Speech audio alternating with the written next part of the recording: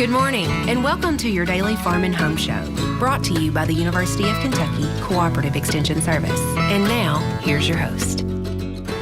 Good morning and welcome to your Farm and Home Show. My name is Joanna, and this morning we're visiting Dr. Matt Springer. He's with the University of Kentucky. He's Extension Wildlife Specialist there. Good morning. Good morning. Glad to be here. Well, I'm glad you're here because spring is finally here. The weather's nice. People are really excited about getting their gardens set out, but in a few weeks, we'll probably have some calls coming in. Absolutely. So yeah, we love growing food. It's tasty, it's fresh. Well, every one of the wildlife species that lives in our backyard also thinks it's tasty and fresh. And usually right about the time we're about to pick it.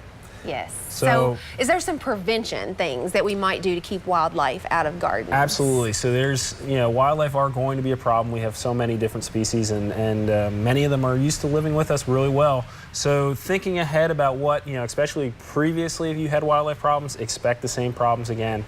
So thinking about what you can do to get ahead of it is the best case scenario for dealing with it. So things like fencing, balloon deterrents are all great. However, understanding when you should use them is really important. Because like you mentioned, the deterrents.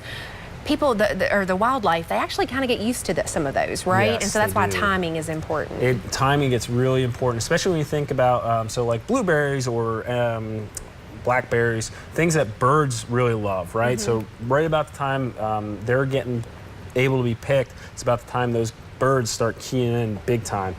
So those balloons with the predator eyes or scarecrows or the glittery tape, all those actually can be really effective for birds, but the problem is, as you mentioned, they get used to it. So you're looking at maybe a week or two of really effective deterrents. So when you put that out and when those birds get scared of it is really important. So you're thinking right as they're getting ready to eat those is when you want to put them out, and by that week or two to pick those berries, get those blueberries in before the birds get to them, because they're going to get on them eventually. And a lot of times once they find them, there's not going to be many deterrents that's going to keep them away. Correct. When they already know the reward's there, then it's really hard to get them away. Yeah, so a little preventative action before that. But a lot of times we hear about rabbits, or this is the best one, Matt.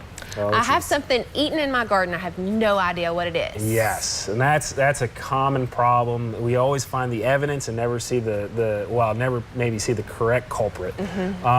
So rabbits are a big one. We also get into things like raccoons, squirrels, mice.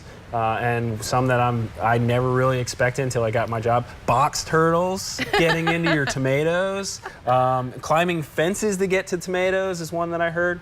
So those are all things that are common. And fencing, so things for like rabbits, a 2-foot fence that's small holes does wonders. They don't tend to like jumping over them. They don't climb. Now you get into things like raccoons and squirrels, climbing is an issue. And raccoons are problem solvers, so there's not many things that really keep them out, unfortunately. So figuring out what is causing the problem is a big part of trying to find a solution. There's things that you should look at, things like the bite pattern. So deer don't have teeth on their one jaw, so they actually have a very distinct cut, whereas rabbits and rodents have both teeth and they make a very sharp, precise cut. So you can kind of tell the difference there. Raccoons like using their hands, so they rip and tear things quite a bit. Trail cameras are an awesome tool. A lot of our landowners, or especially those that hunt or are interested in wildlife, have them already.